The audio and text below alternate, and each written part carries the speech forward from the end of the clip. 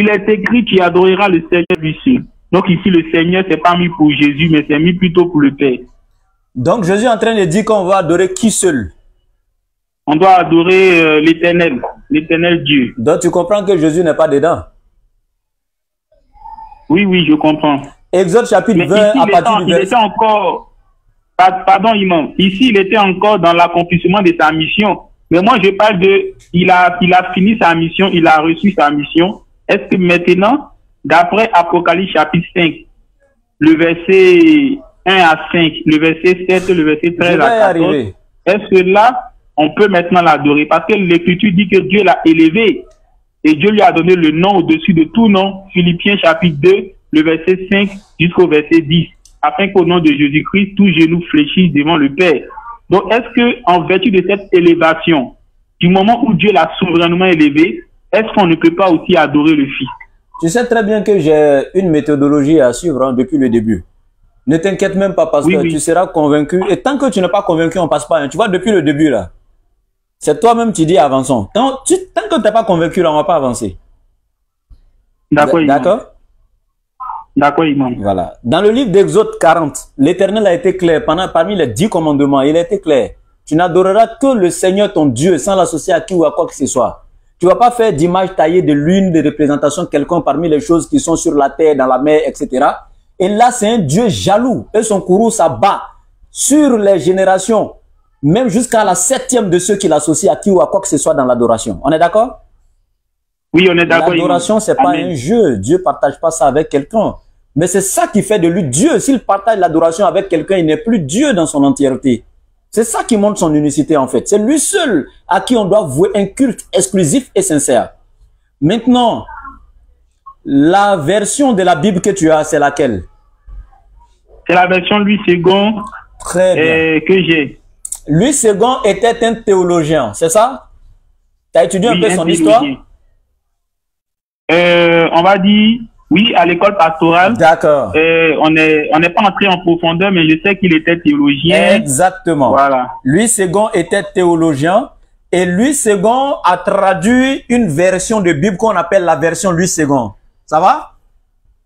Oui, c'est ça. C'est de cette même manière qu'il y a un autre également théologien qui a traduit aussi la Bible qui s'appelle Darby. Tu le connais? Oui, oui, l'avocat, je crois bien, il était avocat aussi. Voilà. Donc, Darby, le théologien, quand il traduit sa Bible, il montre aux gens quelque chose de très important. Parce que quand Louis II a traduit et puis il a mis adorer, adorer, même dans l'évangile de Luc et Matthieu, à la naissance de Jésus, les mages et les... selon Matthieu, ce sont des mages, selon Luc, ce sont des bergers qui étaient à côté. Et ils se sont rendus auprès de Marie, ils ont donné des offrandes et puis ils se sont prosternés, ils ont adoré Jésus. N'est-ce pas? C'est ça, c'est ça. Ces mots adorer, adorer, adorer qui sont dans la Bible, les gens ont pris ça comme si les gens vouaient un culte à Jésus. C'est pas un culte, hein, dans le sens d'adorer Jésus comme Dieu. Non. Le mot adorer en français est un mot polysémique. C'est-à-dire qu'il y a un mot qui a plusieurs sens. Je peux dire à ma femme, ma chérie, je t'adore. Je te chéris de tout mon cœur. C'est de l'affection. Ça n'a rien à voir avec le fait de vouer un culte à ma femme. C'est pourquoi Darby, maintenant, quand il traduit sa version, il va spécifier ça pour éclairer la lanterne de ceux qui ont mal compris Louis II. Donc, tu prends la version Darby, Apocalypse chapitre 5, verset 14, voici ce que Darby dit, écoute très bien. Il dit, et les 4 animaux disaient, Amen, et les anciens tombèrent sur leur face et rendirent hommage. Donc, c'est pourquoi quand tu prends la version Darby de l'évangile de Luc, il va dire, ceux qui faisaient paître les moutons, les bergers là, ils se prosternaient et lui rendirent hommage. Lui ne va pas dire et il l'adorait comme Louis II. Il a dit et lui rendit hommage. Donc l'adoration ici c'est lui rendre hommage. C'est pas dans le sens de lui vouer un culte. Donc c'est la même chose qui est traduite dans Apocalypse chapitre 5 verset 14. Darby dit c'est un hommage qui lui sera rendu et non l'adoration. Parce que 1 Corinthiens 15 27 à 28, le Christ lui-même sera soumis à Dieu qui lui avait soumis toutes choses afin que Dieu soit tout en tous. Et sache qu'au renouvellement de toutes choses aussi, c'est-à-dire quand on va quitter sur cette terre pour aller chez Dieu là, il n'y a pas d'adoration là-bas mon frère. On va dans la vie éternelle pour avoir la récompense de tout ce qu'on a fait ici dans l'adoration. Il n'y a pas prière là-bas. Ah oui, je crois que c'est... En tout cas, je comprends mieux, D'accord. Je comprends mieux. D'accord. Donc on peut avancer. On peut avancer. Merci beaucoup mon frère. La question 4. Alors la question suivante, il est dit, est-ce que Jésus-Christ, de même que les anges, existait au ciel avant de venir sur la terre? Si la réponse est non, alors comment expliquez-vous Jean chapitre 3, le verset 13, Jean chapitre 17, le verset 1 et 5, et Jean chapitre 6, le verset 36, où là il est dit, où Jésus-Christ là-bas dit qu'il est descendu du ciel, ou encore qu'il avait une gloire auprès du Père avant que le monde n'existe. Donc, si je veux savoir, excusez-moi, vous voulez savoir si Jésus a été créé, n'est-ce pas? Avant quoi? Avant, reprenez s'il vous plaît. Est-ce que Jésus-Christ, de même que les anges, existait au ciel avant de venir sur la terre? Sinon, comment expliquez-vous Jean chapitre 3, le verset 13, Jean chapitre 17, le verset 1 et 5, et Jean chapitre 6, le verset 38? D'accord. Exactement, Jésus a existé au ciel avant son existence sur la terre. Et c'est pas Jésus seul, tous les prophètes d'ailleurs, même toi, même moi, selon mon courant, l'Éternel Dieu a créé toutes les âmes là-bas avant de les faire venir donc sur cette terre. Mais je prends ici les prophètes, Jésus-Christ et bien d'autres personnes et tu verras la preuve dans ta Bible. Sache que nous avons tous existé dans la préscience de Dieu avant notre existence physique sur la terre. Si je m'en tiens à mon prophète Mohammed, il a dit « Kuntu nabiya wa adamu ben al-ma'i wa tin ». J'étais déjà établi prophète par Dieu avant que Adam ne soit entre l'eau et l'argile. C'est-à-dire avant que Dieu ne façonne Adam, ne le crée, moi, Mohammed, j'étais déjà établi prophète. Mais où était-il? C'est comme quand tu prends Jérémie, chapitre 1, verset 1 à 4. L'Éternel parlant de Jérémie lui dit, Jérémie, avant que tu ne sois formé dans le ventre de ta mère, je te connaissais. Avant que tu ne sortes de son ventre, je t'avais déjà établi prophète des nations. Mais la question qu'on se pose, l'Éternel dit avant que Jérémie ne sorte du ventre de sa maman, lui l'Éternel l'avait déjà établi prophète. Jérémie était prophète où? En ce moment?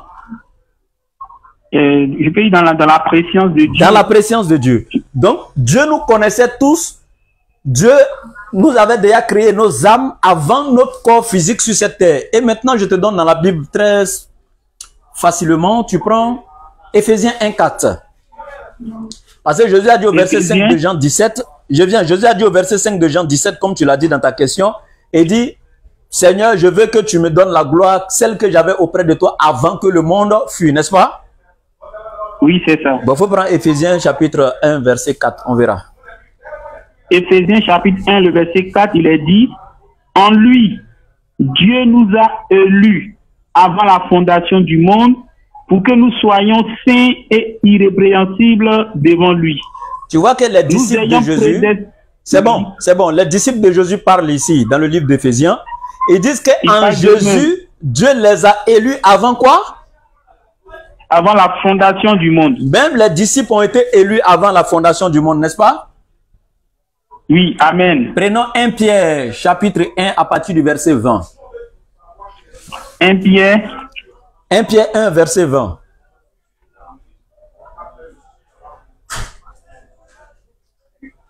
Un Pierre 1, verset 20.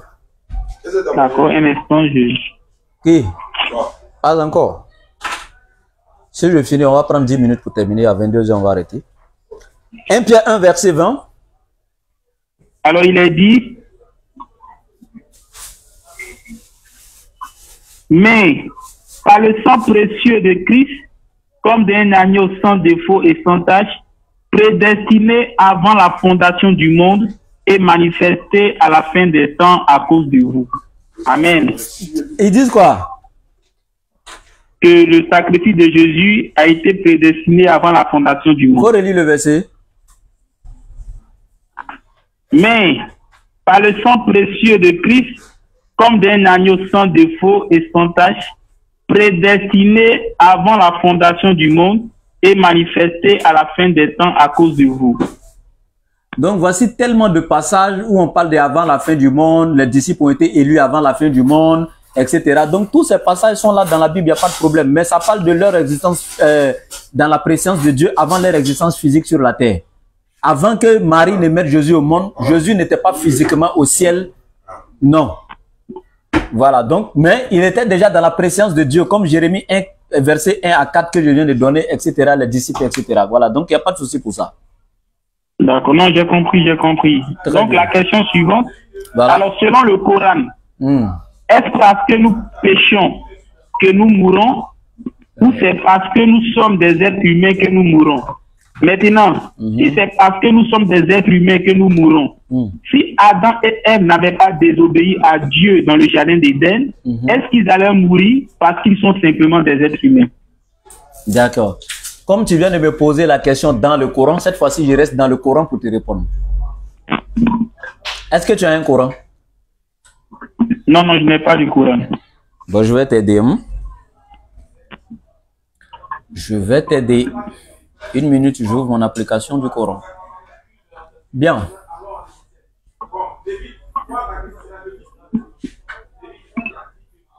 Bien, on va prendre la sourate 7 à partir du verset 20. Donc, je lis et tu écoutes. Après, tu pourras vérifier dans une application du Coran après.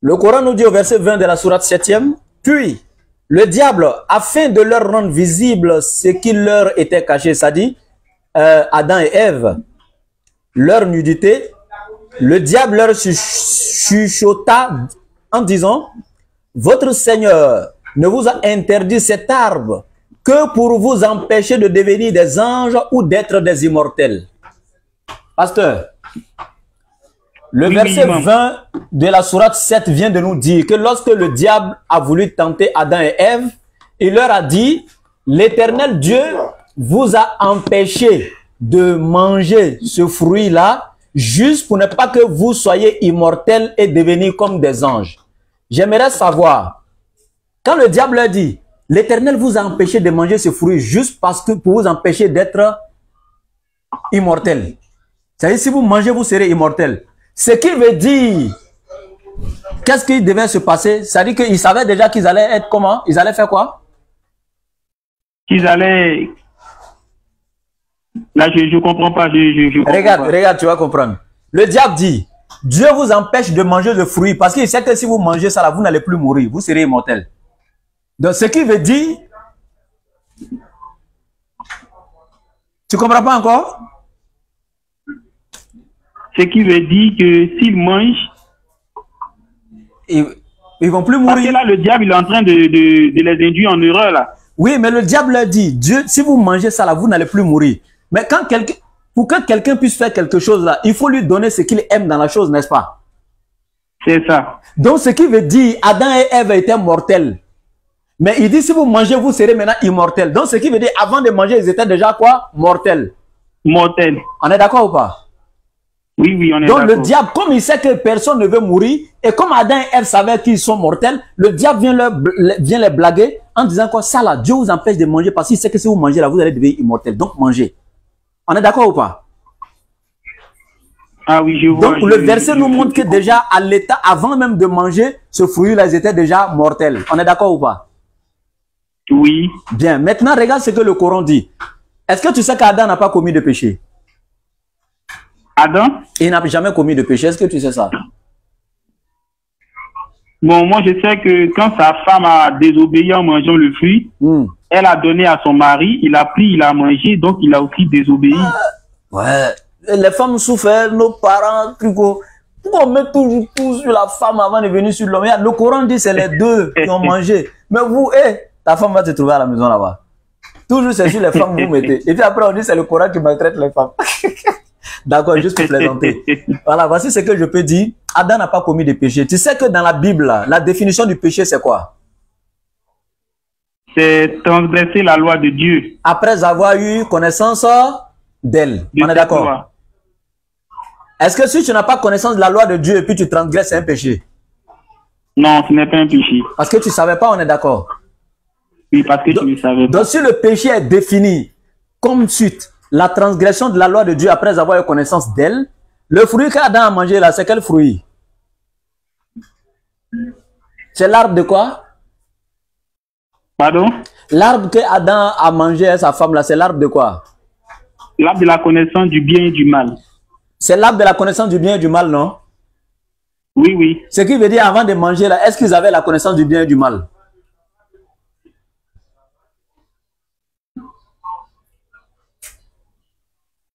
Avant de manger, est-ce qu'ils avaient la connaissance du bien et du mal? Ils n'avaient pas la connaissance du bien et du mal. Donc, est-ce qu'on peut dire qu'il a commis un péché? Parce qu'il n'avait pas la connaissance du bien et du mal avant de manger le fruit. Est-ce qu'on peut dire qu'il a commis un péché? Parce qu'il n'avait pas le discernement. Mais il savait que c'était un interdit. Écoute très bien, hein? Tu viens de dire la définition du péché, c'est la transgression de la loi de Dieu après avoir eu connaissance d'elle. Or, Adam n'avait pas la connaissance. C'est comme un enfant dépourvu de toute intelligence. Un enfant de 2 ans, 3 ans, tu lui dis, hey, faut pas toucher le feu là, hein, c'est brûlant. L'enfant, tu lui as donné l'ordre, certes, on est d'accord. Mais l'enfant n'a pas la connaissance. S'il va toucher le feu là, est-ce que c'est un péché? Non, c'est pas un péché. C'est vrai que ça va le punir, ça va lui faire mal. Mais l'enfant, c'est pas sa faute, on est d'accord. Oui, c'est ça. Parce qu'il n'a pas la connaissance. Donc, Adam n'ayant pas été celui qui avait la connaissance, puisque c'est l'arbre de la connaissance. Or, lui, il n'avait pas encore mangé le fruit, donc il n'avait pas encore la connaissance. Même si Dieu lui dit, il ne faut pas faire, mais il n'a pas encore la connaissance, donc il est comme un bébé. Donc, s'il a touché là, est-ce qu'on peut dire que c'est un péché? Non, je comprends. Mais dans ce cas, pourquoi Dieu a appliqué la sanction alors? Je t'explique. Ils n'ont pas péché. Exactement, ce n'est pas un péché. Chez nous, en islam, on sait classer les choses. On sait dire ce qu'on appelle erreur, ce qu'on appelle péché, etc., etc. Donc ici, là, Adam a commis une erreur. Il a été induit en erreur par le diable. Et l'Éternel, maintenant, Dieu va sanctionner Adam à cause de son erreur. Mais personne parmi les chrétiens ne dira que Adam ira en enfer. Or, Jésus dit quoi? Celui qui pêche, il ira où? Est-ce que le pécheur peut aller au paradis? Non, non. Maintenant, est-ce que Adam ira en enfer?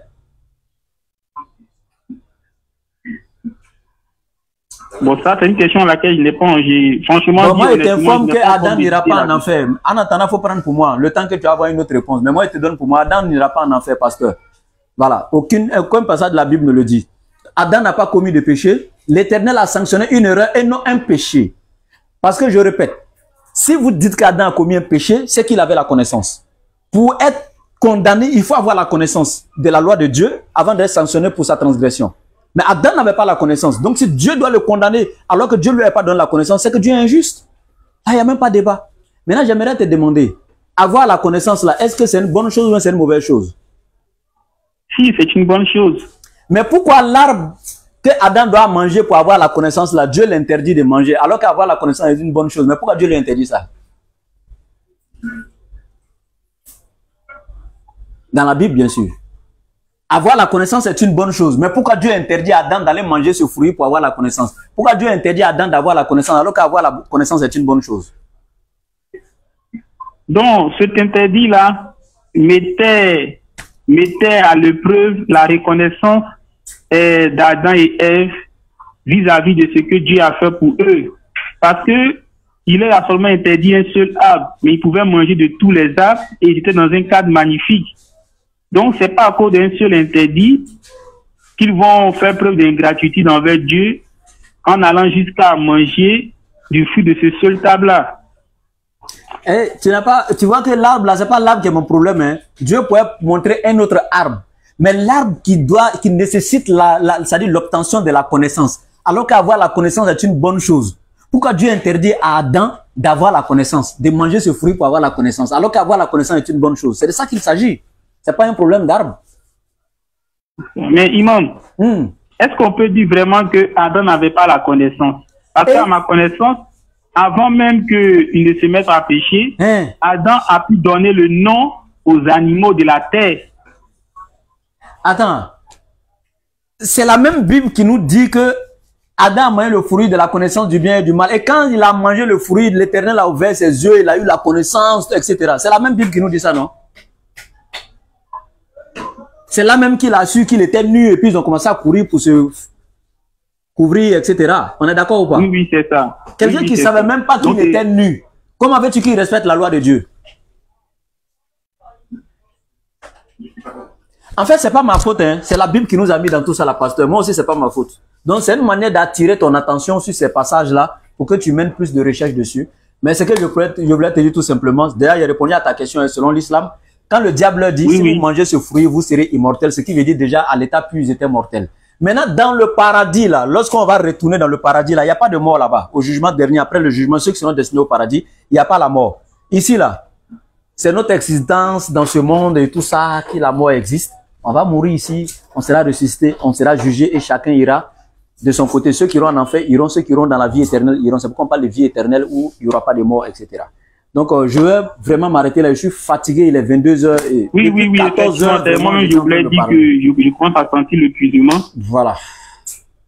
Donc, vous êtes satisfait de toutes les réponses?